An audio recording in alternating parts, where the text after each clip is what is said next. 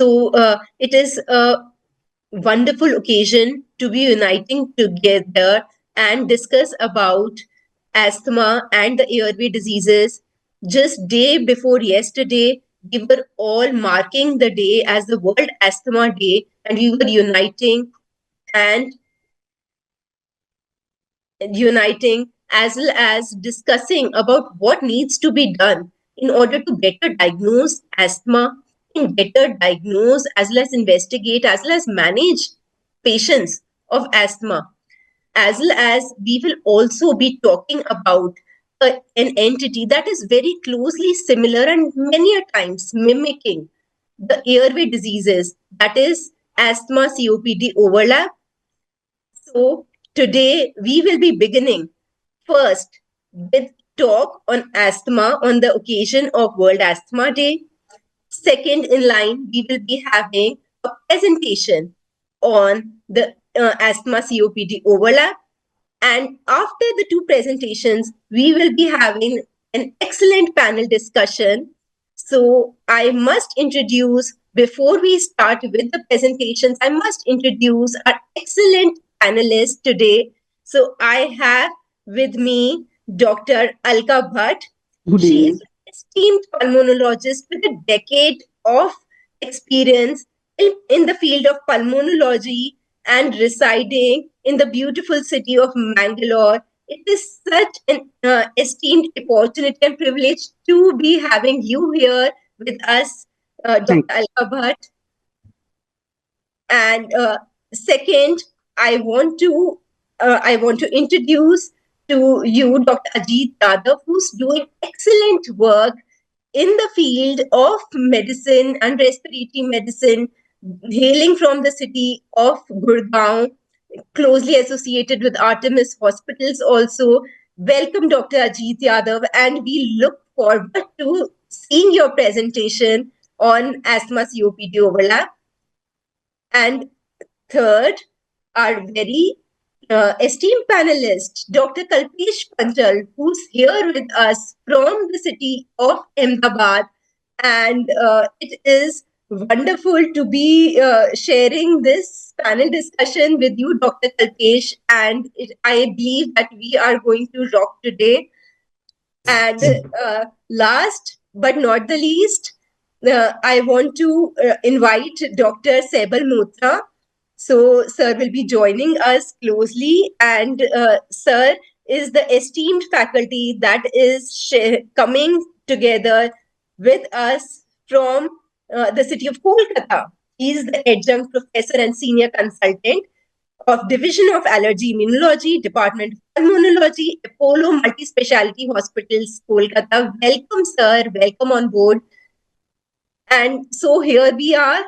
I believe we all have joined and looking at the place where we all are together facing, such divided news that is lately coming on the news channels.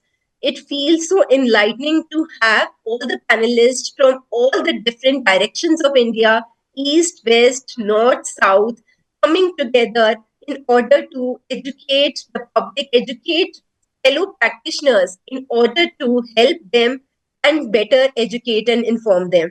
So let me start the first talk, and I believe we are all ready and we are geared up.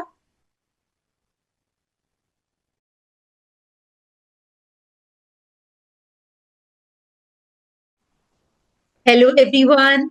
I'm so excited to welcome you all to the webinar by Chest Council of India, CCI. And this is a special occasion as it has been World Asthma Day. On 6th of May, we all celebrated it. And I believe that World Asthma Day is not just a day to talk about asthma, but it is also to renew our energy, to renew our commitment towards better diagnosis of this disease early, as well as better management of asthma, as well as those millions of people who are suffering from this disease. Let us all come together and renew our energy in fighting with this disease that is asthma.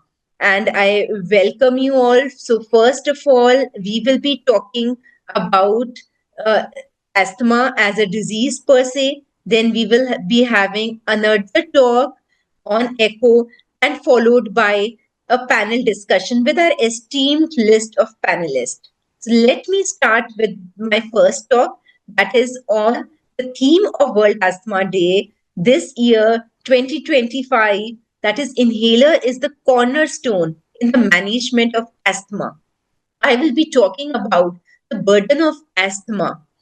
And with the burden of asthma, I also want to share a bad news, a gloomy news of high mortality and high morbidity of asthma in our country. That is 43% of the global burden of asthma deaths are amongst Indians. And I will be talking about the probable causal factors, the undiagnosed asthma, untreated one, potentially harmful treatments that are there, air pollution, and treatment barriers.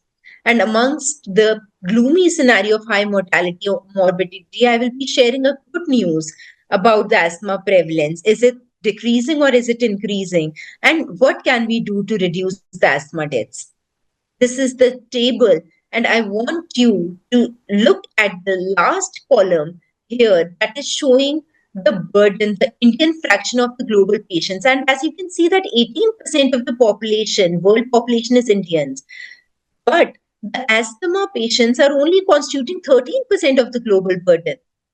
What is important to look here is the DALYs, that is the morbidity, that is, it is 27%, twice that of the global burden. And what about the deaths? It is 43%, that is three times that of the global burden of asthma.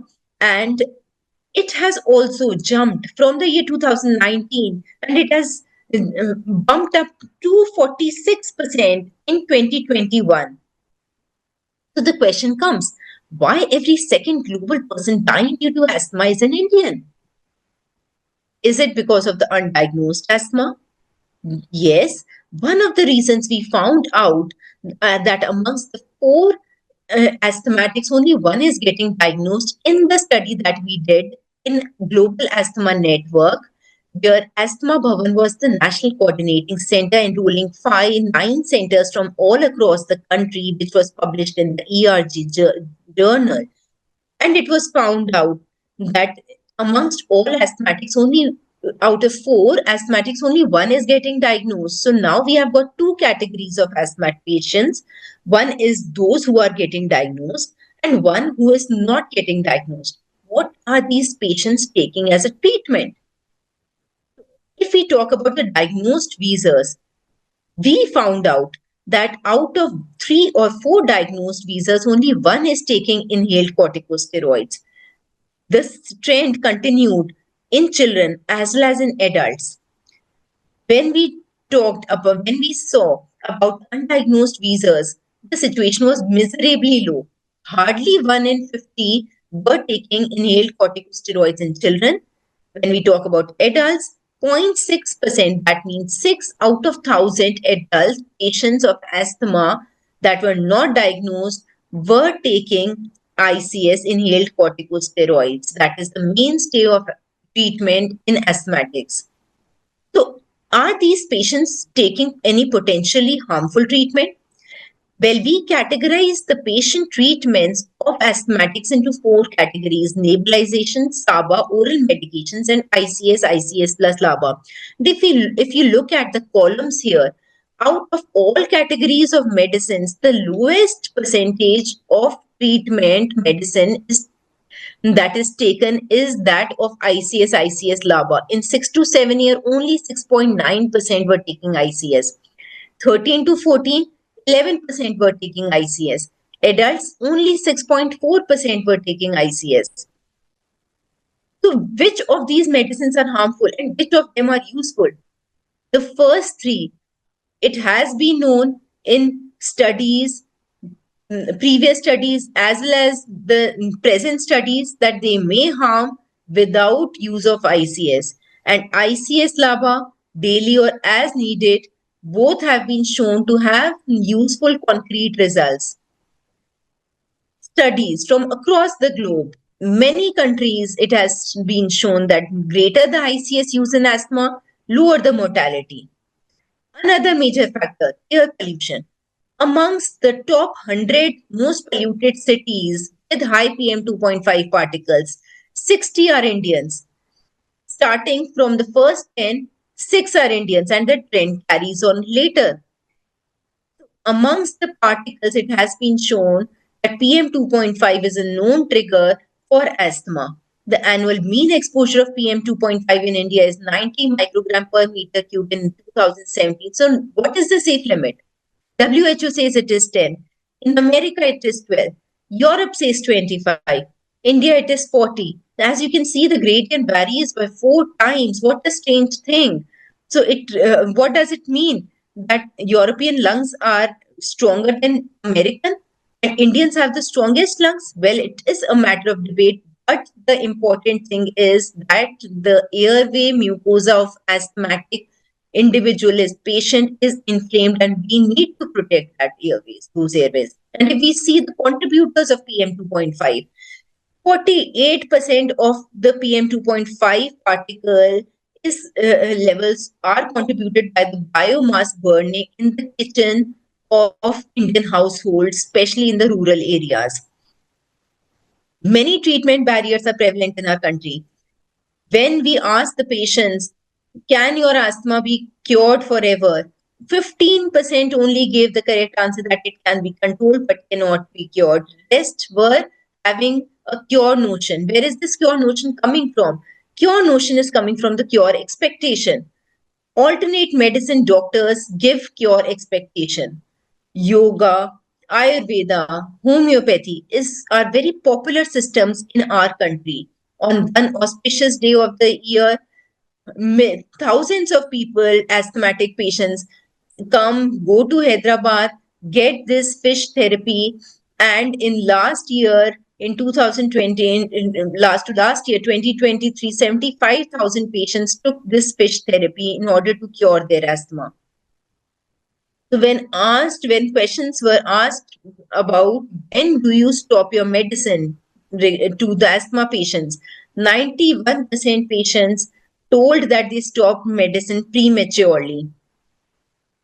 This is a very recent article of our patient, Usha, that was published in NEJM.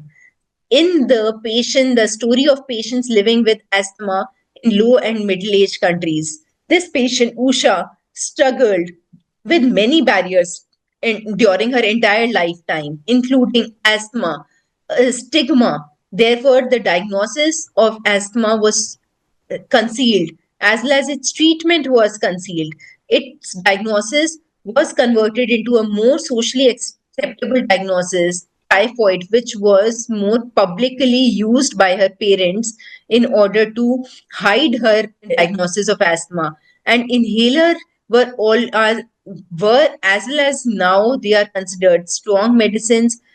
They are still now thought to be associated with long-term side effects, therefore taken only when symptoms were severe and become intolerable. Cost of treatment, the notion of cure, various barriers, and in the gloomy scenario of high morbidity, high mortality, I'm here to share with you a good news that came out from our Global Asthma Network study, GAN study, and it was found out that all three sister diseases, allergic rhinitis, eczema, asthma, they are showing a decreasing prevalence.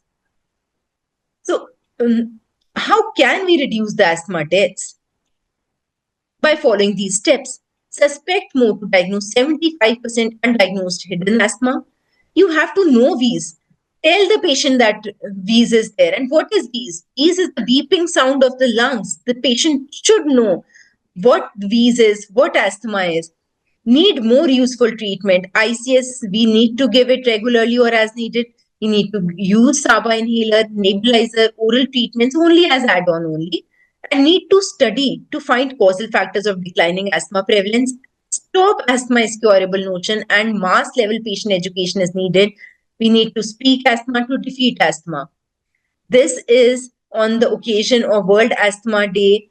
Our Global Asthma Network has published a compilation of patient stories beautiful patient stories from across the globe, so many different patients telling their struggles and their challenges, how they strive to carry on with their daily routine. This was the story from our center, Asthma Bhavan, where our patient Govind Gupta shared his story of asthma, how he struggled with his yearly episodes of severe breathlessness and often, many times, struggling with depression and coming out with a hope. That hope might look like a tapestry, probably a 62-year-old one, woven with such strength, such resilience. This is our Global Asthma Network, and on the occasion of marking the World Asthma Day, I want to just ponder upon the fact that each statistic data that we deal in our research is a patient, and that patient is a struggling patient. An asthma patient might be a child who struggles to play freely, or a parent who might be suffering from nighttime breathlessness, or might be a senior fearing of his next episode of asthma attack. So it is time to change these stories, and our mission is to change these asthma stories. Thank you so much. This was my short talk on the occasion of World Asthma Day, and I hope you all enjoyed the talk as thoroughly as I enjoyed giving it. And I now want to invite Dr. Ajit Yadav to please uh, give his uh, beautiful talk. And now I want to hand over to Dr. Ajit Yadav.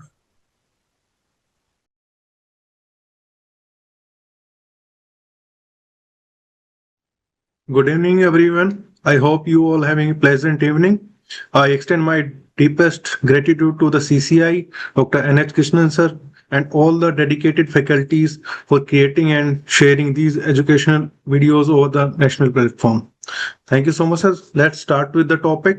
Today's topic is asthma COPD overlap, understanding the intersection of two chronic respiratory diseases. So, what is the definition?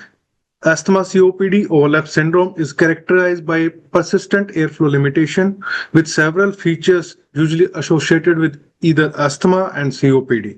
A cause is therefore identified in a clinical practice by the features that it shares with both asthma and the COPD. So, asthma and COPD are the pulmonary diseases which are most frequently encountered in day-to-day practice of a pulmonologist. Why we need to define echo, or why we need to know about echo? Because echo patients are more prone to severe and frequent exacerbations. Patients whom diagnosed with asthma with a COPD component tend to have severe hypoxia because of irreversible and fixed airway obstruction and impaired alveolar diffusion capacity because of emphysematous changes. COPD patients whom have an asthma component not only having external dyspnea but also develop paroxysmal wheezing during the night and early morning. Evidence-based effective treatment for the echo yet to be identified. In 2017, GINA formally recommended the use of the term echo rather than echoes to avoid giving the impression that it is a single disease. Lack of standardized definition for echo makes it challenging to estimate its disease burden among the patients. In epidemiological studies, reported prevalence rates of echoes have ranged between the 15 and 55% with a variation by gender and age. Concurrent doctor diagnosed asthma COPD has been reported between 15 to 20% of the patients. Prevalence of echo in overall the population is from 2 to 3%. This is regarding the epidemiological. Now, in 2020, Cold Strategy Update dismissed the term asthma COPD overlap because, according to them, asthma and COPD are distinct illness that may have overlapping characteristics such as eosinophilia or degree of reversibility. So, But now about the pathogenesis, there are two hypotheses regarding the pathogenesis: the Dutch hypothesis and the British hypothesis. Dutch hypothesis proposes that asthma and COPD are caused by single disease entity. Our clinical phenotype is influenced by genetic and environmental exposures. British hypothesis proposes that asthma and COPD have independent origin, each with its own characteristic inflammatory causes, such as allergic inflammation in asthma and persistent bacterial infection in COPD.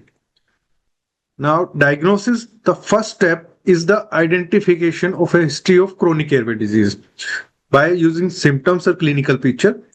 For that is chronic or recurrent cough, sputum production, dyspnea wheezing, repeated acute LRTI infections.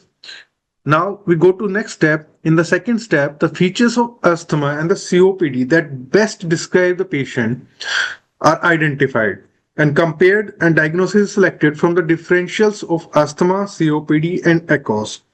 So now come to the table which is published by many studies. So step one, diagnose the chronic airway disease. Do the symptoms suggest chronic airway disease? We see the clinical picture.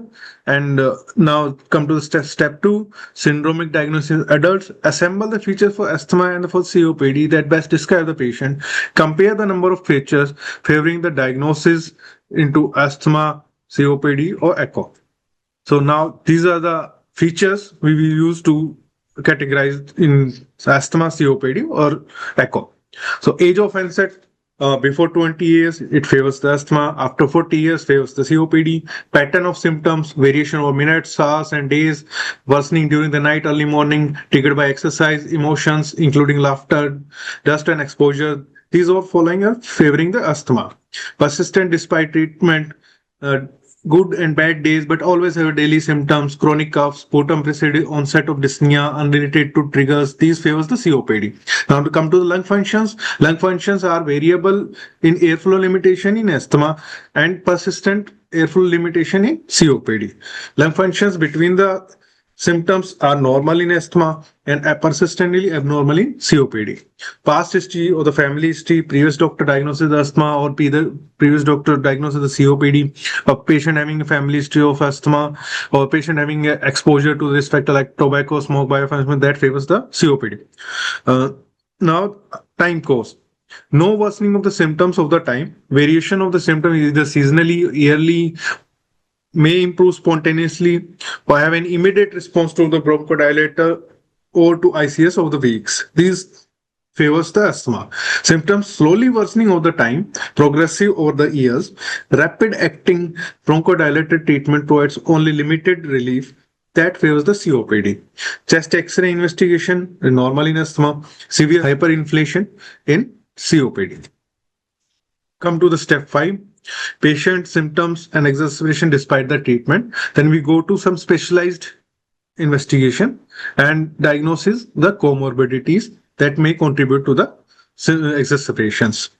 So what are the some we will talk about the special investigations that are DLCO, which is normal in asthma, often reduced in COPD. ABG, patient have normal ABG in between the exacerbation. Patient in the COPD may have the raise in the PCO2.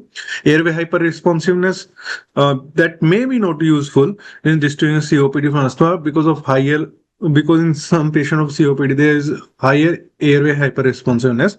Imaging, HRCT, usually normal, but air trapping may be present or increased bronchial wall thickness in asthma. And there is low attenuation of areas denoting air trapping, emphysematous changes in the COPD patients. And the signs of pulmonary hypertension may be seen.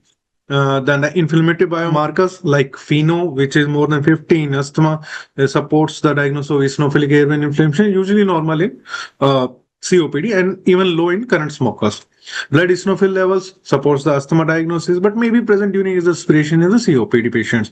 Sputum inflammatory cell analysis, role in differential diagnosis is not established in large populations. They are yet to be studied to be done. Now, in attempt to diagnose echo, there are in past 10 years, there are many studies that are done. They all categorize the features into major and minor criteria. Among them, the most useful or most used criteria is this one, which is published in ERJ by Sain et al. The major criteria is persistent airflow limitation, that is post bronchodilator FEV1 by FVC is less than 0.7. In the individual with over the 40 years of the age or older, lower limit is preferred. Second point, at least 10 pack year of tobacco smoking or equivalent indoor or outdoor exposure of pollution is present. Bronchodilator reversibility more than 400 ml in FEV1. Minor criteria: documented history of atopic or allergic rhinitis. Bronchodilator reversibility is of FEV1 is more than 212% from the baseline over the 2 or more visits. Peripheral blood eosinophils counts is more than 300 microliters. To define ACO, according to this, you have major criteria all and plus one minor criteria. So that favors the ACO. Come to the treatment part. What are the proposed treatment guides for the ACO? Non-pharmacological treatment like smoking cessation, vaccination, annual influenza vaccines, pneumococcal vaccines, allergen avoidance, inhaler technique, pulmonary rehabilitation programs. So these are non-pharmacological treatment. For all ACO patients who smoke, avoid exposure to the additional source of smoke or irritating inhalants. Now come to the pharmacological treatment. There is a limited consensus among the medical professional on the most effective treatment approach. The initial pharmacological option indicated in joint Gold and Gina statement on ACO depends on the expert opinion of the medical professional. A study, randomized open label crossover study conducted of 16 eco patient participants. The trial found that 4 weeks of once daily fluticasone furet and vilantrol improved the FEV1 more significantly than a run-in phase twice a daily fluticasone propionate and salmeterol. For the patient who experienced persistent symptoms and exacerbation despite ICS-LABA or ICS-LAMA treatment, triple therapy is recommended. In randomized open-label crossover study of 17 ACO patients, adding imiclidinium to fluticasone furet vilantrol resulted in higher improvement in FEV1 after 4 weeks compared to continuous using of fluticasone furet and vilantrol alone. So this is categorization of the ACO phenotypes. Group A ACO, Group B, Group C, and Group D. So Group A ACO are the patients who are asthmatics, non-smoker, most probably the females. These patients may exhibit eosinophilic inflammation sign. ICS is essential in treating the patient with the asthma predominant phenotype exhibiting eosinophilic inflammation. Adding a long-acting beta-2 agonist, long-acting muscarinic antagonist, LABA and LAMA, or both may be essential for symptom control. Leukotriene receptor antagonist can be considered to add-on treatment. Now, Group B, ACO, asthmatics, smoker, patient having fixed airway obstruction, younger females with a higher prevalence of atopic arrested. There are limited data. Recommended starts with ICS plus LABA, then moving to the triple therapy if patient non-responsive at the first stage. Group C, COPD accompanied by eosinophilia. Patients in this group tend to be older men with a higher eosinophil count than the smoker, like more than 300 cells per microliter, and T2H related indicator. Starting of this therapy is triple therapy in this type of phenotype.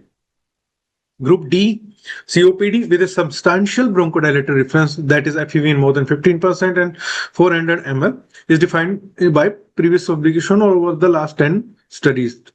COPD with eosinophilia phenotype, as they are usually older males with comparable baseline lung function, their blood eosinophil level is typically less than 300. Individuals with COPD predominant ACO and low eosinophil levels were usually treated with LAMA. LAMA plus LABA as an initial therapy for this ACO phenotype. Adding ICS triple therapy can be considered if the patients are unresponsive.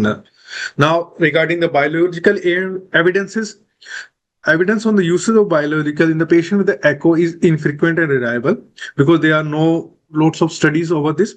One Prospero post-hoc study revealed that the ACO patients treated with omalizumab has similar outcomes as the asthma patient treated with the same medication.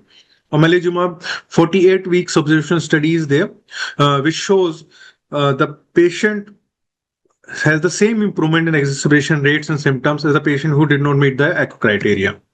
Pernalizumab indicated trend towards exacerbation, reducing in the patient of the COPD with the blood eosinophil concentration more than 200. It has been shown in some trials.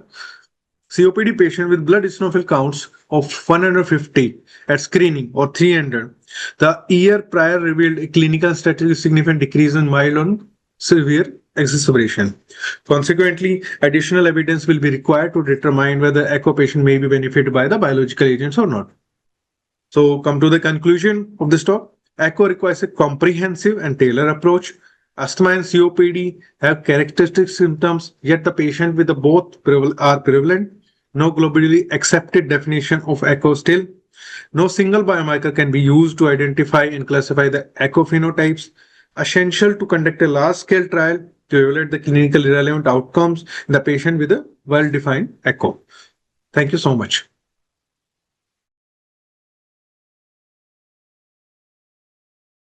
That was a wonderful talk by Dr. Ajit Yadav. So, when let us talk about asthma COPD overlap syndrome. And this is the time the story of ECHO started in 2015 when Gina and Gold collaborated together and came out with these guidelines of addressing these patients called as asthma COPD overlap syndrome. That was ECOS. Earlier, our patients were only black and white, either asthma or COPD. And we learned all those characteristic defining traits by heart. But the confusion came when ECOS came into picture. Then we came to know that, okay, some patients are also falling in the gray zone and we need to see them. But the confusion was not clear. In 2015, when ECOS term was introduced, 2 years later, in 2017, ATS and NHBLI collaborated again together and removed the letter S and shortened this syndrome with echo only, stating that S is leading to confusion, leading to the definition that probably it is a single entity, which, according to them, stated that it is not so. It is associated with varied phenotypes, varied clinical characteristics, varied pathological and molecular biology is associated with each and every patient that is suffering from echo. And later, another thing that transformed, that was the guideline that was published by Gold, where they removed the COPD, asthma COPD overlap syndrome in 2020. And again, we were left out in dilemma whether to call echo as echo or how to define these patients, how to treat these patients. The conflict is still going on. There is still not much consensus that has been drawn from various studies. The research is still going on.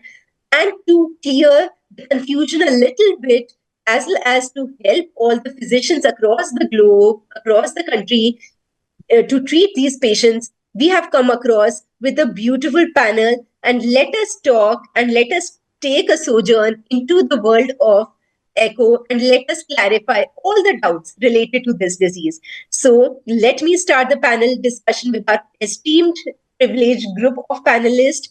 And my first question is to Dr. Saibal Moitra, sir.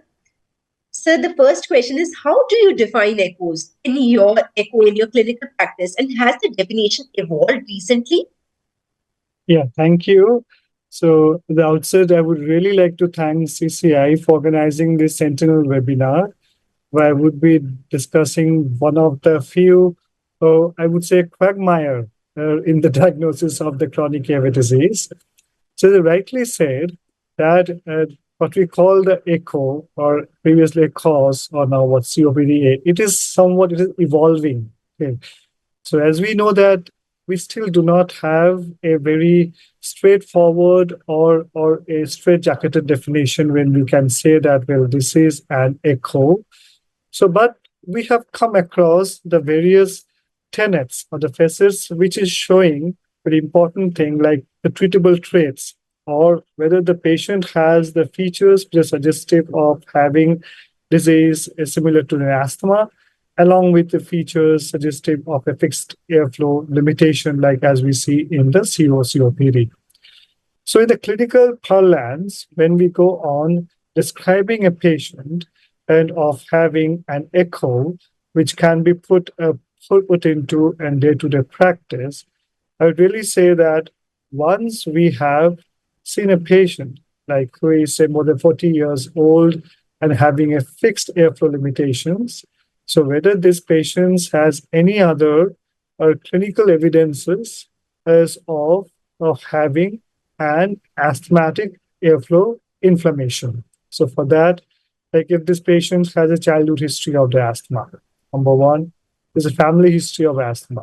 If this patient has other allergic comorbidities like allergic rhinitis, atopic dermatitis, and whether this patient has by some investigations maybe a high total IgE or the atopy as delineated by the sensitization to the aeroallergens, and whether there is an evidence of the eosinophil level to be high. Either the surrogate marker which we use very frequently is the blood eosinophils of more than 300 and microliters per 300 per microliter of the blood, or maybe a raised phenol. So these are the points, okay, which we try to have in a patient or who has a fixed airflow limitation, as we use till today also. That is a cutoff value of the post-bronchial FEV1 by FVC of 0. Less than 0.7, and having all these other evidences of having an asthma-like inflammation, so the asthma-like airway disease. So we can usually say that, well, this patient might be fitting into the classification of the ACO, or maybe like a patient who is having a long-standing asthma. So we know that apart from the smoking, the most common cause or the pathogenetic cause for having a COPD is airway hyperresponsiveness. Okay?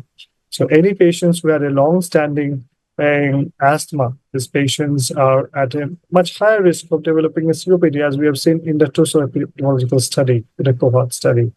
So these are the patients, and so usually end up in COPD, or maybe an asthma who has taken out the smoking, but that is the asthma patients who are smokers.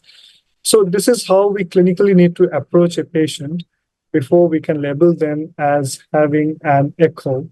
Because now what we are seeing in our practice is that having the patient, and very clearly it means patients of the age of 40 years to be having just a COPD or maybe an asthma, they may not be. So there might be, as you rightly said, there may be many other patients who might be falling into that gray zone. Right. So very nicely put, and very comprehensively you have detailed the features of asthma and COPD. So we many times see a patient more than 40 years and smoker, and when we see that the patient is also having a history of atopy and also having allergic hyperresponsiveness plus SPT coming positive. So these are the patients that are creating all the confusion. So my next question is for Dr. Ajit Yadav. So what are the key clinical features that help differentiate echoes from asthma or COPD alone? Hi, good evening, ma'am. Basically, the symptoms we categorize in diagnostic approach also. The step two of the diagnostic approach, like age of the onset, less than 20 years, which favors the asthma, more than 40 years, which favors the COPD. Then pattern of the symptoms, like variation over the minutes, hours, and the days. Worsening of the symptoms, more likely to be in evening or the morning.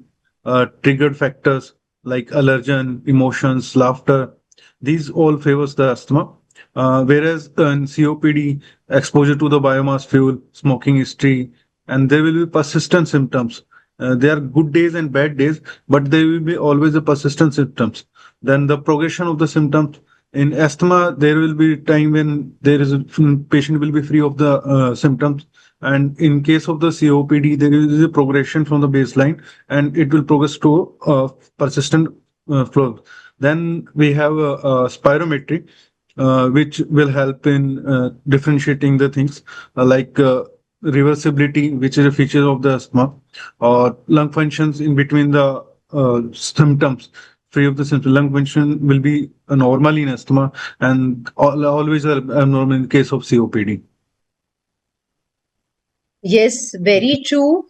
So, asthma and COPD have different clinical features, and a very beautiful table that you had shown on the PPT also. So, there are varied clinical features that are present on both sides, and the answer is basically if more than three features are present on both sides of the clinical presentation, both on COPD and asthma, then we can get a clue towards going that the patient might be suffering from echo.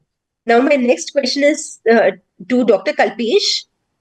Are there any validated diagnostic criteria or scoring systems for echoes? So good evening. Thank you, ma'am, for your question. First of all, I would like to thank CCI committee and Dr. Krishna sir for your invitation.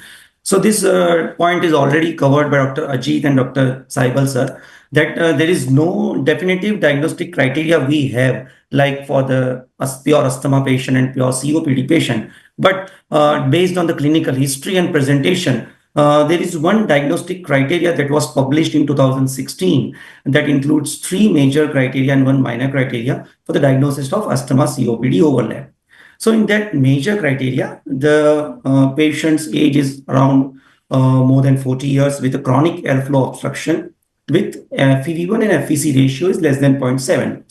With that, if the patient has a history of smoking tobacco for more than 10 years and also has a history of asthma with a good bronchodilator reversibility like FEV1 more than 12% and 400 ml. So these are the major criteria. Along with that, in minor criteria, if patient has having an atopy or allergen sensitization or suffering from allergic rhinitis, along with that, not good bronchodilator reversibility, but 12% and 200 ml. So from these criteria, we can roughly suspect the patient of echo in already diagnosed case of asthma or COPD or in a first presentation in your clinic. Yes, very well said, Dr. Kalpesh. So basically, we have got three major criteria and one minor criteria that we have to search in the patients for greater than 40 years. Airway limitation present, history of atopy present, airway hyperresponsiveness, as well as if eosinophils, they might be increased, they might not be increased. Very good. Dr. Kalpesh, so now my next question is to Dr. Alka. So what is the estimated prevalence of echo? Yeah. Thank you. Thank you, madam, for the question. And thank you, CCI, for including me as panelist. This question, as Dr. Ajit has already mentioned in the beginning, it's very difficult to actually calculate the proper prevalence of, as there is no set diagnostic criteria or definition of ACO. So, but as per the symptom reporting and spirometric findings and physician reporting, the global general prevalence is said to be about 2 to 3%. But in the patients with COPD, it's as high as 25%, and in patients with asthma, it's as high as around 10 to 31%. The recent GINA guideline 2025 mentions that the review of studies has shown the range of with either diagnosis, asthma and COPD, the range is between 9 to 55%. Again, the range, the variability must be more because in the selection criteria of the patient, as there is no set criteria. Overall, the prevalence is more in females, in obesity, in the lower socioeconomic and low education level people. So, yeah, though we have no exact idea, these are the few things mentioned in the literature about the prevalence of echo. Very well said, Dr. Alka. So this is so interesting to note. Why we don't have studies on echo? Because all the studies that we are doing either on asthma patients or on COPD patients. The presence of echo is put in the exclusion criteria. We are excluding the patients of echo. So we don't have any studies on echo. So this is something that is like such a big loophole. So I think, and it is something that can be really researched upon. So very well put, Dr. Alka. So my next question is for Dr. Saibal, sir. What are the key risk factors for developing echo? Yeah, thank you. So, as we have already discussed so far, so like what we are looking into. So we're looking into that whether a patient is developing an echo or not. So for that, there are a few of the things which is very important to keep in mind. That means to develop an echo, the patient needs to have an airflow limitation. So which has to be a fixed airflow limitation, number one. Number two is that there has to be a chronic airway inflammation which has to go on. And number three is that there has to be evidences as to which would also bring means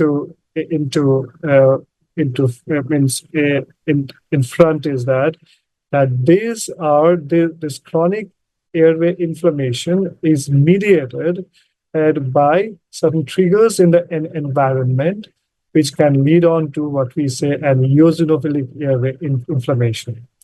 So if we take these three as the main important outcome, which leads on to an echo, then the various risk factors which can give rise to a feature like that. So we can say that any asthma which is not well controlled, it's a risk factor for echo. So what do we mean by not well controlled? As beautifully I've stated, that asthma being not diagnosed, or the patient not taking a regular inhaled corticosteroid therapy, or the patient may be stopping the treatment much before. That is, the compliance is poor, or maybe the technique is poor, or whatever it is. But these are one of the risk factors. And another set of risk factors, if we take that, what can promote an airway, eosinophilic airway inflammation.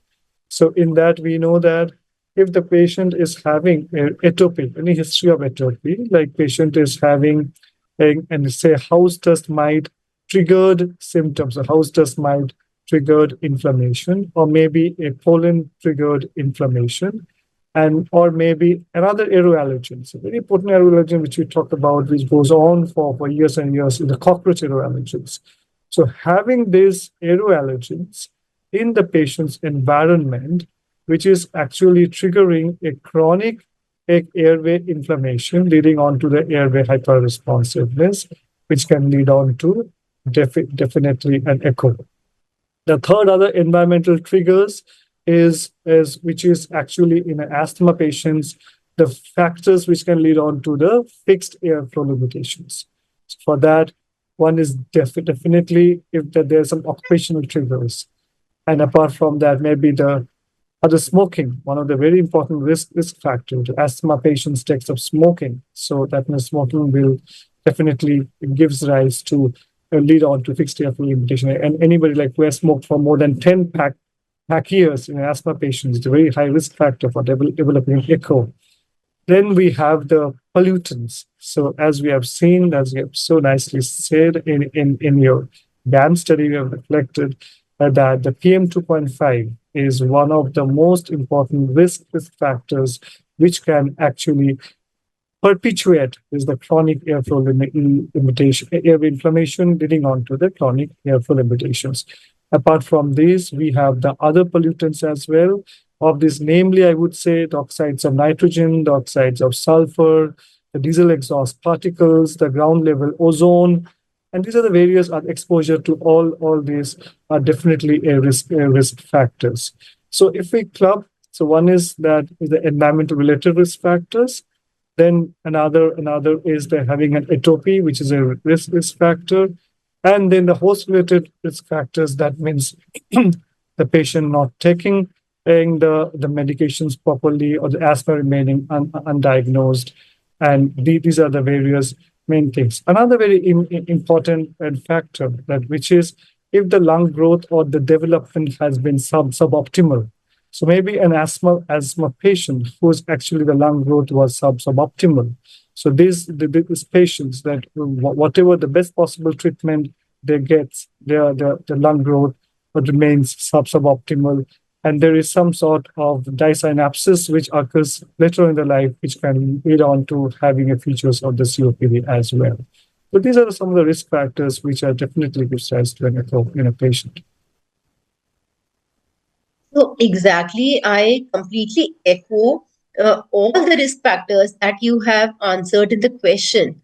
So I want to put a special emphasis on the inhaler part because that is going just in line with the World Asthma Day 2025 theme that is making the inhalers accessible to all. So there is so much stigma, myths associated with taking inhalers, despite enormous amount of patient education programs running all across the country. But the stigmas still are prevalent, and probably this is one mystery that is still unsolved. What are the proper prominent risk factors of echo, and probably not taking their inhalers timely, the asthma patients, that might be leading to what we are terming the disease as echo. Very nicely put, sir. So my next question is for Dr. Ajit. What role does spirometry play in diagnosing echo? Spirometry is a crucial diagnostic tool in assessing and managing the asthma COPD or asthma COPD overlap syndrome. But we cannot solely rely on spirometry. As the patient, we already know that airway hyperresponsiveness is a characteristic of asthma. In terms of spirometry, where change in the FEV1 is more than 12% or more than equal to 200 ml. But in the long term, where the patient has a stable asthma due to airway remodeling, these functions will decline or diminished, and there can be less hyper-responsiveness present in this patient. So patients with the asthma can also be have normal spirometry at that time. Secondly, the patient with the COPD patients has also shown that they have also have reversibility on spirometry. So the patient with the FEV1 change in volume is more than 400 ml and more than 15% are more prone to have asthma with the COPD patients. So we cannot directly, or we can say ki if patients with the spirometry or hyperresponsiveness and along with that tobacco smoke, we directly say it will be echoes. Basically, we have to collaborate the clinical features as well as this diagnostic tool, and then we have to go for the diagnosis. Yes, very nicely put. Clinical features as well as the spirometry working together, both of them, then we can make a diagnosis as well as looking at the demographics of the patient, looking at the age, smoking history, all these put together help and assist in the diagnosis. So my next question is for Dr. Kalpesh. How valuable are biomarkers like eosinophils, FeNO, or IgE in the diagnosis? So these biomarkers definitely can help us to diagnose pure asthma, pure COPD, and echoes also. So before that, I would like to highlight few points regarding the immunopathogenesis of asthma and COPD. So technically, what we understand the inflammatory pathway, that asthma is a Th2 inflammatory pathway and COPD is a Th1 inflammatory pathway. So the biomarkers and the inflammatory cytokines are generated in the Th2 inflammatory pathways in asthma are divided into the eosinophilic allergic asthma due to the degranulations of mast cells from the B cells and interleukin 4, 5, and 13. Eosinophilic non-allergic asthma with the help of ILC2, mixed features, mixed granulocytic asthma, where interleukin 3 and polygranulocytic asthma.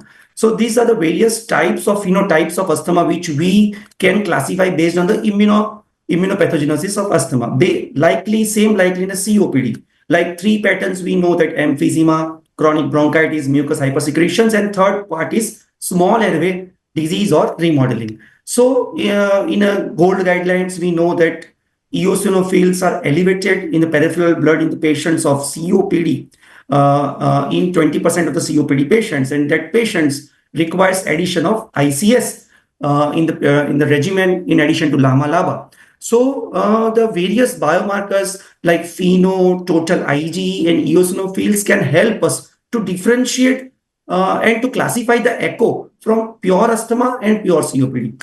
If we want to differentiate echo from pure asthma, so in echo patient, in relation to the asthma, we generally see the low FEV1, we generally see the low diffusion lung capacity, we generally see the low FeNO as compared to pure asthma patient. We generally see Ig levels and eosinophils counts are within the normal limits, not that much difference with the pure asthma patients. When we talk about the COPD and echo, to differentiate echo from the pure COPD patients, so generally FEV1 and DLCO is not that much low like in COPD patients. Many a times our COPD patients are having an allergen sensitization. For that reasons, the patient showing total Ig level elevated, eosinophils in the peripheral blood, sputum eosinophils are elevated. So these are the biomarkers definitely can help us to differentiate echo from pure asthma and pure COPD. But at the end, the clinical correlation and clinical features along with these biomarkers definitely can help us to differentiate whether we are dealing with the asthma leading to echo or COPD leading to echo. So somewhere in between the gray zone, white and black, is lying our echo. Not exactly asthma, not exactly COPD, somewhere in between. That is where we all are and we are discussing. Now, my next question is for Dr. Alka Bhat. Uh, can HRCT imaging help differentiate echo subtypes or severity? Plain HRCT, if we talk about it, gives us very limited information about ACO. It can definitely help us in differentiating between frank asthma and frank COPD, like presence of airway wall thickening or presence of emphysema in case of COPD. But recently, quantitative CT characteristics and CT densitometry has become pretty popular in the diagnosis of asthma COPD overlap. The various quantitative parameters which are being used are like, for example, emphysema index. Emphysema index not only gives us the intensity of emphysema in the various zones and also the distribution of emphysema. So it is seen that emphysema index is much, much higher in COPD patients than as compared to ACO patient, which is higher than as compared to asthma patient. Even the distribution of emphysema with the help of CT densitometry can be seen, which can help whether it's like ACO patients have more predominant upper zone emphysema, while COPD patients to begin with, they may be upper zone, but then the whole lung gets involved eventually. Other parameters like airway wall thickness, quantitative studies can show us luminal area, wall area thickness, wall area percentage. All these can help us in knowing whether it's more likely to be ACO or not. Like in ACO, airway wall thickness is much higher than compared to COPD patients, which is comparable to what we see in asthma patients also.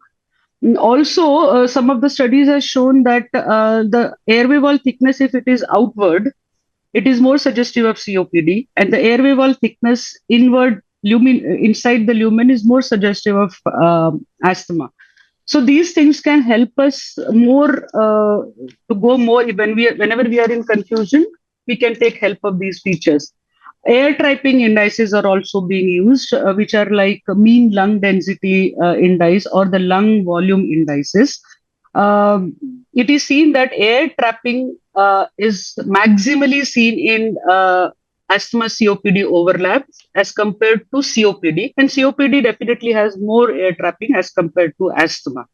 Even the post bronchodilator reversibility variations. That can be measured through quantitative HRCT, which also shows more variations in patients with ACOS as compared to in patients with COPD. So these are some examples of quantitative HRCT which you can use nowadays for more detailed study of ACO. Yes. Exactly. So, ECHO is showing features very close to COPD on HRCT, and various indices are being used in order to catch this disease. And as well as HRCT is also useful in excluding the other pathologies in the patient, whether if the patient is suffering from any bronchic cases, or any bronchiolitis obliterans or any other pathology, it can help us in excluding those. So, my next question to Dr. Saibal Moitra sir, what are the first line pharmacological treatments for ECHO? Yeah. So, as we all have been harping on, one of the most important issue which we try to find out while we're treating a patient of, say, a COPD or a patient of the echo is that is this patient is going to get benefited from the inhaled corticosteroid or not. So as we know that when there is a fixed airflow limitation, as is there in case of the COPD or in the echo, related bronchodilators like a dual bronchodilator in the form of the LAVA and or LAMA is definitely in the treatment. Along with that, whether we have to go in for an inhaled corticosteroid, that is triple drug therapy or not. So it's very important. So at this stage to tease out that whether this patient, if the patient has gone from, say, the asthma to the echo, what type of asthma the patient had, whether it was a T2 high asthma or it was a T2 low asthma. Okay. So if we have evidence of it's a T2 high asthma, like having a high blood eosinophils, or maybe the sputum eosinophils are high, FeNO is high, having an atopic sensitizations, other atopic diseases, IgE level to be high. So definitely then inhaled corticosteroid, it comes more into the picture. But if the patient was on a T2 low asthma, say it was a middle-aged woman, obese phenotype, and who had gone into an echo, so definitely in that scenario, it's a LABA and LAMA, which is the mainstay of the treatment. Again, at the same time, when we're deciding upon from the context of the COPD, we need to see that whether this patient is a frequent exacerbator phenotype or they are the less exacerbator phenotype. So obviously the patient is exacerbating more frequently. That means one or more hospitalizations in the past 1 year or two or more exacerbations. Definitely these patients will benefit from addition of an ICS, as we know, and as per the gold guidelines. So mainstay, it becomes ICS LABA LAMA, but there are a few of the patients in the echo where the ICS is not needed. So these patients are definitely the T2 low asthma who has gone into an echo, or who is mainly having a COPD phenotype who has gone into an echo. So there's various others like the biomarkers which is coming up. It has still not become a very important clinical tool, but maybe in the future, their futuristic tool, like if we have in serum periostin level to be very high, so these patients are definitely going to benefit with the ICS. But if we have a YKL-40 levels to be high, this patient's definitely not going to benefit much from the ICS. And maybe this patient, if from the this imaging perspective, a very promising imaging factor is coming up. It's optical coherence tomography. So if as Dr. Alka has very so nicely stated, that if in an OCT we find that it's a luminal which thickening which is more high in this patient does definitely benefit from an addition of ICS. But if it is more of the thickening is more outside, that is, it is more of a centripetal distribution, this benefit of the ICS is low. So these are the various factors which needs to be brought into account. But nonetheless, saying all these things, all focus should be whether are we definitely going to help the patient with addition of ICS or not, and along with the bronchodilator therapy. So these are factors which needs to be considered, and then the patient put on the treatment. So basically, very nicely put. So when we are talking about the treatment of echo, so we have to streamline the patients, whether it's going towards the asthma entity or whether it is going towards the COPD entity. So if we are suspecting any allergic tendency, atopic sensitization, as you have said, so we will have to add ICS in these patients. And as well as triple therapy works very well, especially when the patient's symptoms are not recovering, exacerbations are there. So triple therapy with LABA, LAMA, ICS, that is to be given. Second, if the patient is going towards a COPD entity, in that we can start with the B subgroup, that is the LABA-LAMA combination. But if the patient is not responding, then again, the triple therapy with LABA-LAMA ICS is to be administered to the patient. So if you see all the variants of echo per se, then in all the variants, if the severity of the patient is increasing, if the patient is not responding, then that is the time when we need to add ICS in these patients. And while adding ICS, we also need to understand the bacteriome of the patient, what the sputum cultures are coming out to be, so that we have in line infective exacerbations in our mind while we are administering the ICS. So my next question is with Dr. Ajit Yadav. How do you balance ICS and bronchodilator use? The mainstay of treatment of the echo is by balancing the between ICS and bronchodilator, as both the disease has to be addressed. I would like to say the classification that published in 2023 by review article that I have shown in the slide, which classifies the phenotypes of echoes in different classification, like group A, B, C, and D. That will help us to justify our treatment, lowering down the use of ICS. As ICS use in COPD, the phenotype with the COPD may have a higher risk of pneumonia as a presentation. So group A persons who are asthmatics, non-smokers, usually females, in those patients, ICS usefulness is more predominant as compared to bronchodilators. So first step is low to medium dose of ICS. Then we can get to the step 2 of bronchodilator in case if it no responsiveness. In group B persons, in which the patients are asthmatic but smokers, usually young females. In that case, we have to start with the ICS as well as the bronchodilators.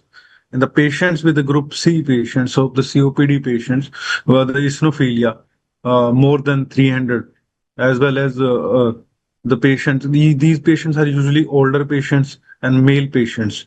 To start with the therapy, we have to start with the triple therapy here. And group D persons with the COPD person with the airway hyperresponsiveness, that is FEV, change in the FEV is more than 400 and as well as 15%. In these patients, we can start with the bronchodilator as a first therapy. If not responded, then we can add the ICS. And then at the last resort is for triple therapy.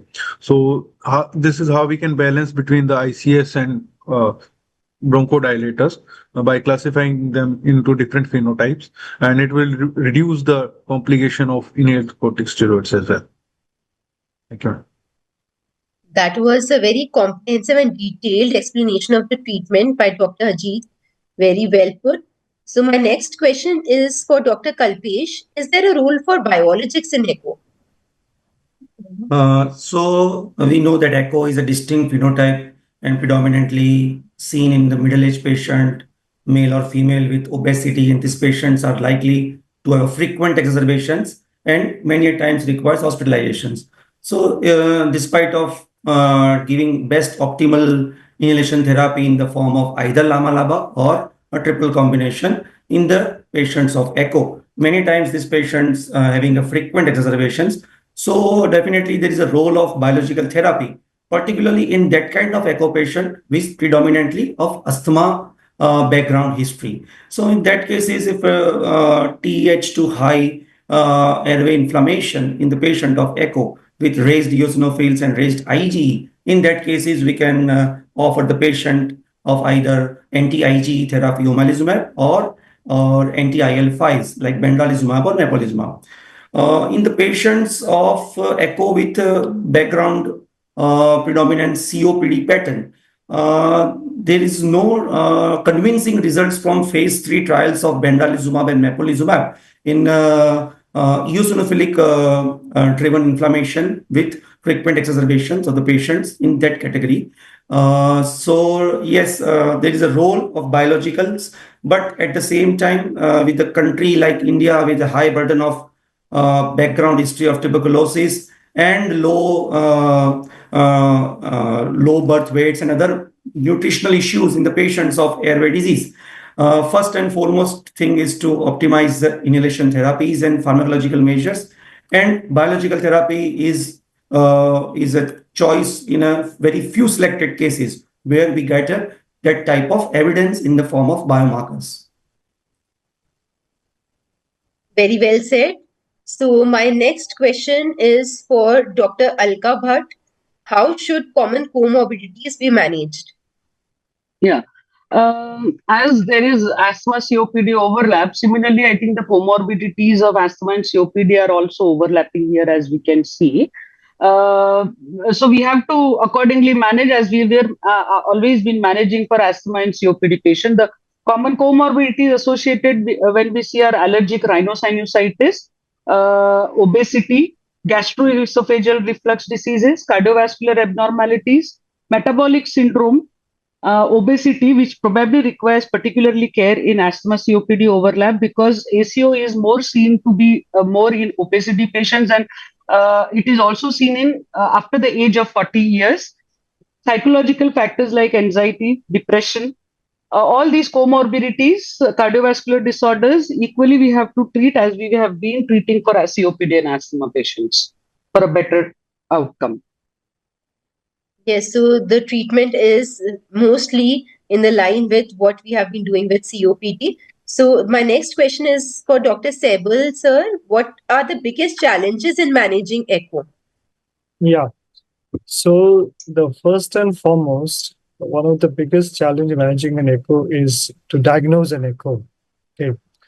So as we have said, we all know that we do not have a very clear cut, very diagnostic like algorithm to diagnose echo. And many a times we keep on thinking that whether we should err on the COPD side or we should err on the asthma side, or whether if we are giving the ICS, whether we are going to benefit the patients or increase chances of the infection. So one of the most important is still, as you do not have a clear-cut definition, is one of the challenge. Second thing, which is very, very important to understand, as for any inhaler therapy, biggest challenge is that to make the patient understand that they have to be compliant with the treatment and they have to take the treatment maybe lifelong and to keep the entire disease under control. Number three is that we find these are the patients who are prone to frequent exacerbations.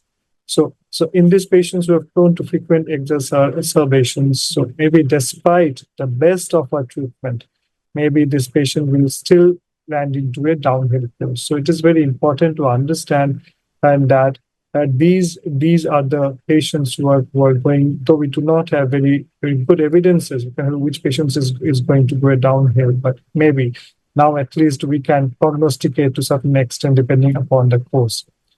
Fourth biggest challenge is that, as Dr. Alka has very nicely said, that these patients have actually a gamut of the comorbidities related to the asthma, comorbidities related to the COPD, and maybe the comorbidities is spilling on one on the other. So this is very important to address all the issues. So what happens in a low middle income country like in India, where the patients mostly pay from their own pocket, so it becomes one of the biggest prescription challenge, and the cost of the prescription and the patients able to afford that is one of the biggest challenges we face in our country for the majority of our patients. So in that parlance, what happens is that either the treatment remains suboptimal, or in other case that the patient drops out from the treatment because of the financial issues. Another very important, I think, that we all know is one of the biggest challenge, as in COPD or asthma or in any of the airway disease, the changing environment, the climate change, and the poor quality of the air in Indian cities is that we have. So even this can lead on to the increased exacerbations, and these are times when the patient needs to be actually up-titrate their actually treatments. So these are all the issues which are very important to address to a patient. And so the patient and the doctor communication and coming to the same platform and make them understand is very, very important. a country with a very low health literacy. I'm not talking about literacy, I'm talking about health literacy to be very, very low. It becomes a big, difficult notion to bring all of us on the same page and make them understand. I think the stories that you are sharing, it's really one of the biggest, most brightest stars as in the entire constellation of the ACO COPD and asthma patients that we have.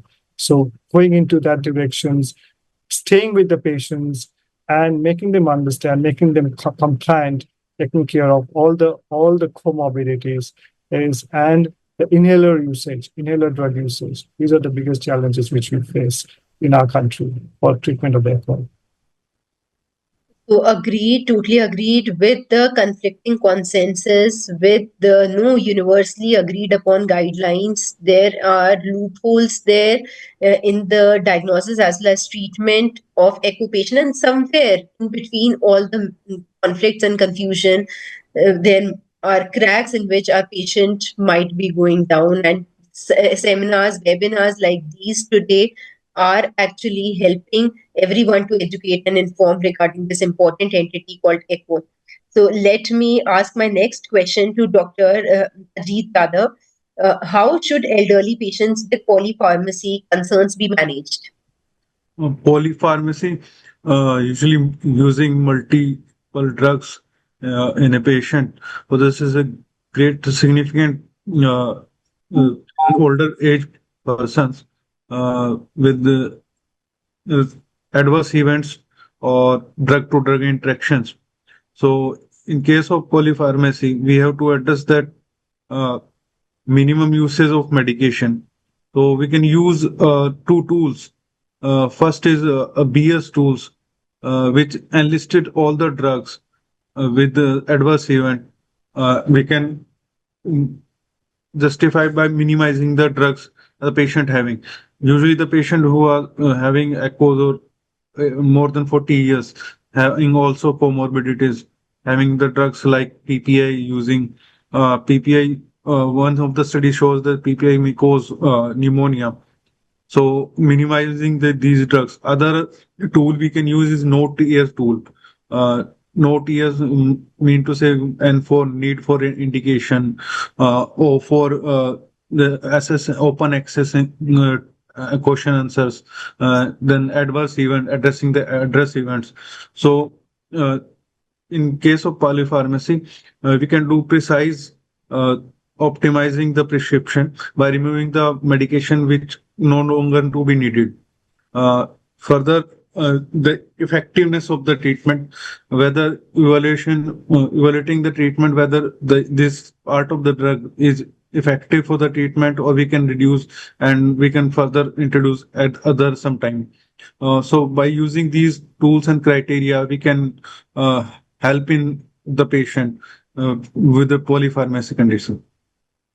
So drug to drug interactions is not the problem with echo only, but it is there present in almost all the diseases, and we need to be careful about it. So the next question is for Dr. Kalpesh. What non-pharmacological interventions are essential for echo? For non-pharmacological part of echo, first and foremost thing, it's most important is smoking cessation and avoidance the exposure to biomass fuels in a country like India. And other parts in managing the echo is associated comorbid conditions, particularly in obesity, advice for weight loss and lifestyle modifications. Adherence to the inhaler therapy and proper inhaler technique is also most important part in a echo patient. Along with that, vaccinations like pneumococcal and influenza vaccinations and pulmonary rehabilitation is very important part in a patient of echo with persistent airflow limitation. So these are the important non-pharmacological measures that we can suggest to the patient of echo. Yes. So the next question is for Dr. Alka. How important is patient education and self-management? Yeah, definitely. Certainly, it is very important, patient education. When it comes to management of echo, there is two parts, like we can categorize like prevention and treatment. So, what I would like to stress here is when we have a young asthmatic or a young person with allergic disorders, we can educate them that how to avoid exposures which can lead to the development of COPD component also, like avoid smoking. It's a very vulnerable age. So patient education in the very younger age group and asthmatic patients will be helpful. How to avoid pollution, how to take care of the exposure to biomass fuel, repeated respiratory infections, how should they get treated well, importance of nutrition, so that the chances of becoming it ACO can be less. Secondly, as Madam Nishtha Madam has mentioned in the initial this thing, patient education is very needed as a part of treatment. Importance of inhalers, again on this as a part of World Asthma Day. Inhaler medication accessible, importance, safety, its stigma removal. All this patient education will definitely improve the outcome of ACO as well as asthma and COPD. Removing stigma, explaining them what is cure versus control is very important when it comes to long-term outcomes. Also, as we have been doing for asthma and COPD patient, a written self-management plan we can provide to ACO patients also, to recognize their symptoms, to know how when they have to go for a medical lead, or when they can treat, or when they can change the doses of the reliever or controller medications. So education and self-management plan definitely is going to help in the management of any obstructive diseases, airway diseases. Yes, so patient education, as we all know, is a very important part of the respiratory diseases treatment. So the next question is to Dr. Saibal. Sir, what are the current controversies or debates in diagnosing echo? So, as we know that we have one of the major controversies which is facing now is that echoes is not a single disease entity. That's very important.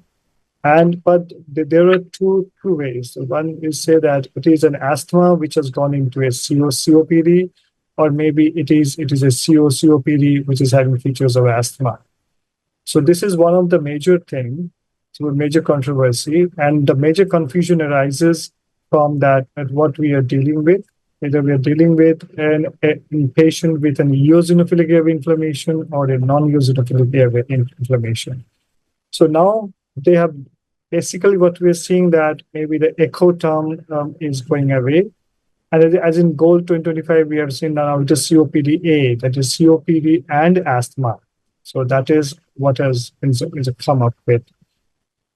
Second thing, which is very important, and which is still the confusion and the controversies which is going on, is like how do we go about in monitoring these patients and taking the treatment forward, stepping up and stepping down.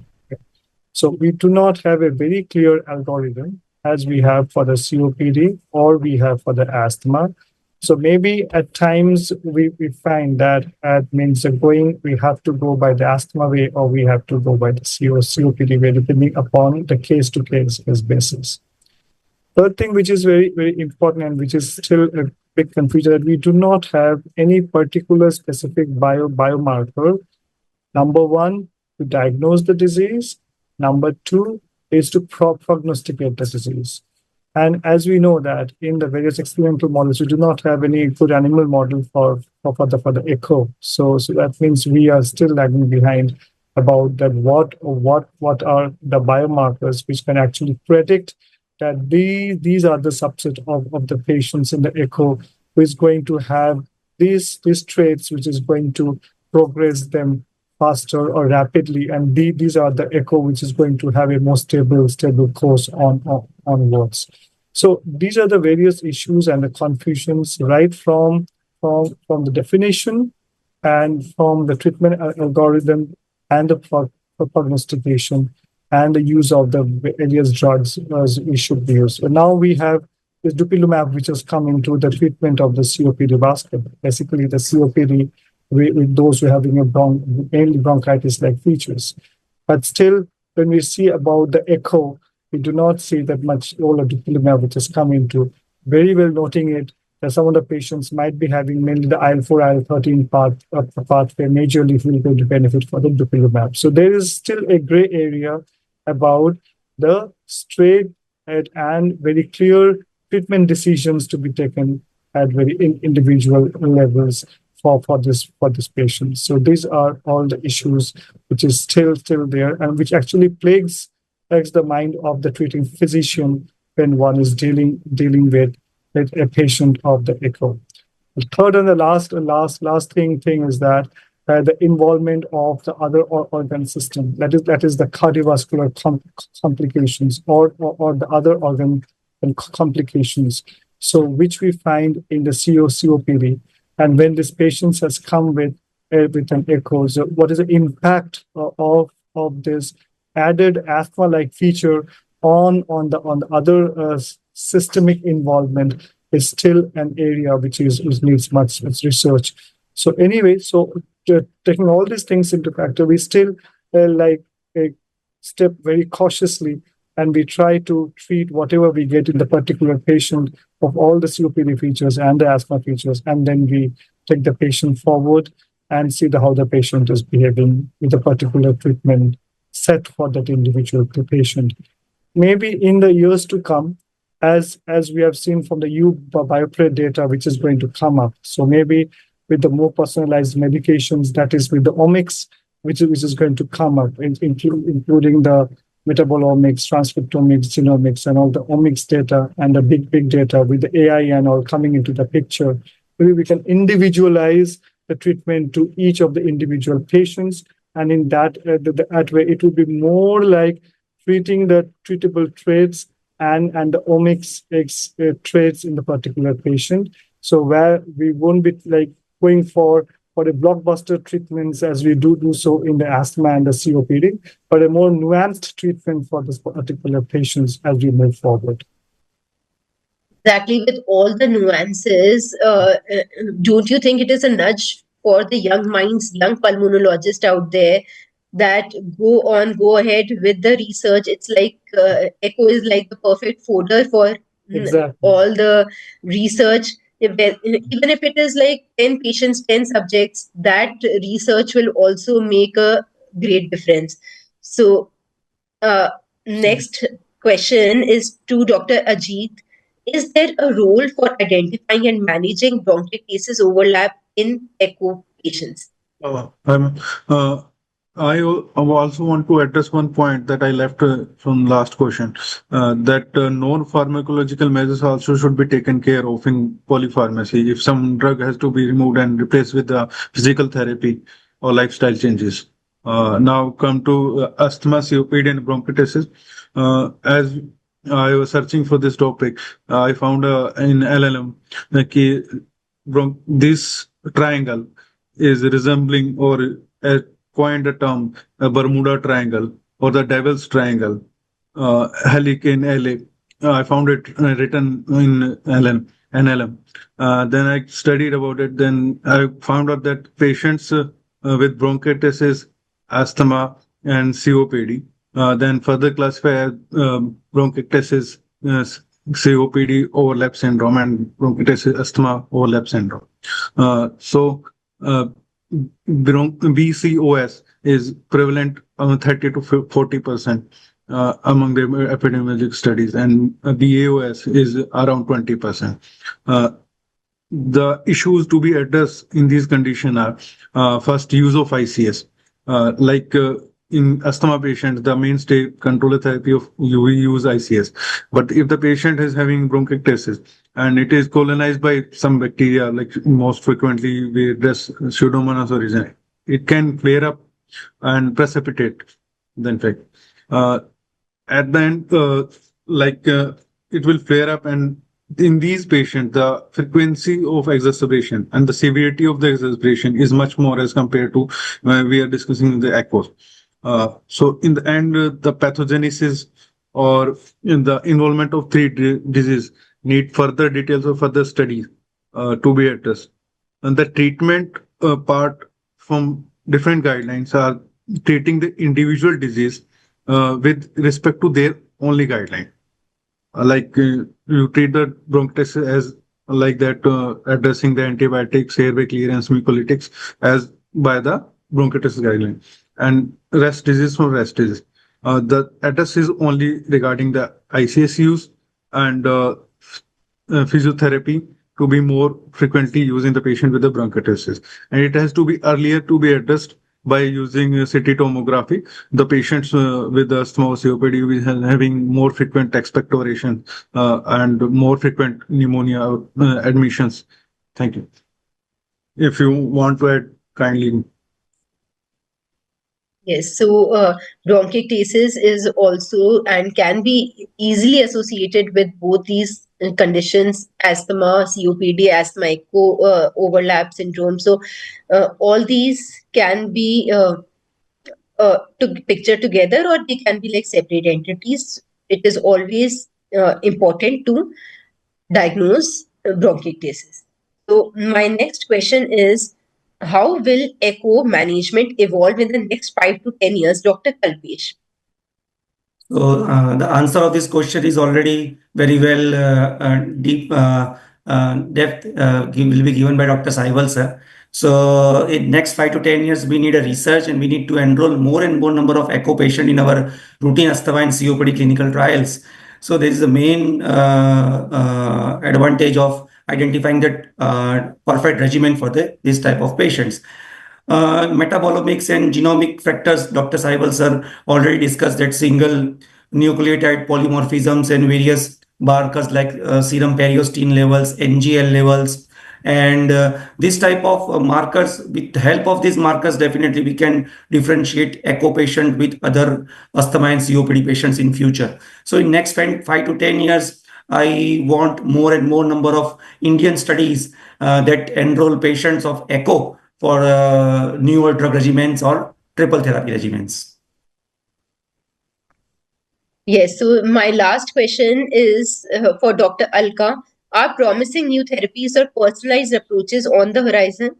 And that is similar to what has already been told, but it will reinforce the information if you share it, please.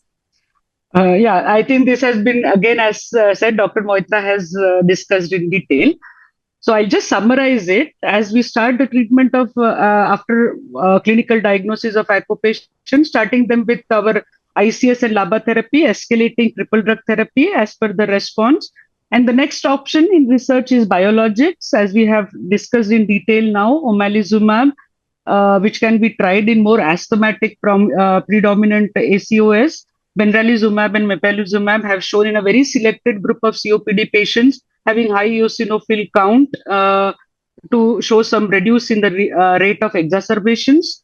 As again it has been mentioned, some few biomarkers have now been studied, like serum periostin level and YKL-40 protein, which are more COPD or asthma specific biomarkers. And the last thing, again, as sir said, omic studies or microbiome studies like proteomics and transcriptomics they have, in fact, in a biopred cohort, they were able to cluster asthmatic people with the help of omic studies. So maybe we will be able to cluster ACO patients also in the future with the help of omic studies. So definitely it's a long way to go, but we are able to appreciate it in the horizon, I guess. Yes. Thank you. So I believe we had an excellent panel discussion encompassing all the features of ECHO, starting from the definition, clinical presentations, the diagnosis part, the various scoring systems, the management that was earlier in the books, and now we are actually practicing those things in our clinical practice, and then what the future holds for ECHO. So it was a great panel discussion, and I believe we can now just have a few questions. If we have any questions from the audience. Okay, so I must congratulate all the panelists for bringing out such good information regarding ECHO that we generally do not get time to study in our busy OPDs. It is very much enlightening and a thorough research that has been done and gone through in creating and in doing this panel discussion. And I request each of the panelists to give out one last message. So, to finally summing up what this panel discussion is about, ACO. So, Dr. Saibal, sir, starting from you. Yeah. So, so don't think, I think we all should not think ECHO to be a conundrum. Actually, ECHO is teaching us many things, What I feel is that we should not look into the airway disease as something which can be managed by, say, we have ICS, we have lab, and we just put the patient on that. No, we need to individualize the patient, personalize the patient's treatment, accordingly move forward. So I would suggest that all of us, even from those who have passed out their MD recently, okay, and they are just embarking on the specialist practice or have done their DM recently. So airway diseases are really a very interesting and enigmatic disease, and it is evolving in such a way we should actually put all our brains into it in actually treating this airway disease and teasing out that whether we are dealing with what treatable traits and what phenotypes, whether echo or COPD or an asthma or even bronchiectasis, and then give the treatment to the particular patient individualized to them to get the best possible result for the patient. Thank you. Very nice message. Dr. Ajit, do you want to convey and share your thoughts? Thank you so much. Usually in practice, we found that asthma or COPD are the most frequently encountered diseases. And we usually think about these two when patient comes to our shortness of breath. So now onwards, or we must classify the patient into different subsets and more able to diagnose the echo after this webinar. Yes, definitely so. Dr. Kalpesh, your thoughts, please. Yes. So definitely, I'm completely agree with Dr. Saibal and Ajit. So that definitely we should write the diagnosis of obstructive airway disease in our first prescription, and then individualize the patient whether this patient is having asthma or COPD or echo. So early diagnosis is the key, and that is the most important part in our OPD and our routine protocols. And second most thing is that to adherence of the patient. This is one of the most important things we should teach our patients. This is from my side. Yes, Dr. Alka. Yeah, I think ECHO we have discussed. Just on behalf of World Asthma Day, again, I would like to stress that every one of us should keep educating people about inhaler therapy. We should try to remove the stigma. We should keep focusing on inhaler therapy and keep giving this message in the public. That should be my message. Thank you. So much thoughts, so much effort, so much work has been put into patient education, yet we are at a stage that still there is lacuna in the system.